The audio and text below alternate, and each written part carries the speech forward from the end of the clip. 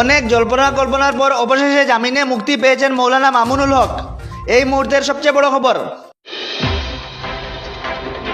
হেফাজতে ইসলামের সাবেক কেন্দ্রীয় যুগ্ম মহাসচিব মৌলানা মামুনুল হক জামিনে মুক্তি পেয়েছেন।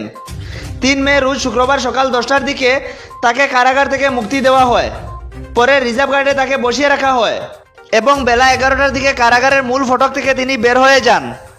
গাজীপুরের কাশিমপুর হাই সিকিউরিটি কেন্দ্রীয় কারাগারের senior jail super Subrata Kumar Bala Bangla নিউজকে এ তথ্য নিশ্চিত করেছেন।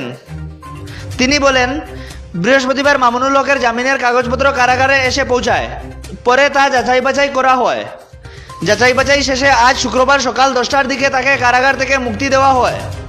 জানা গেছে, মামুনুল হকের জিম্মাদার অধ্যক্ষ মিজানুর রহমান চৌধুরী আসতে দেরি হওয়ায় তাকে প্রায় 1 ঘন্টা রিজার্ভ গার্ডে বসিয়ে রাখা হয়।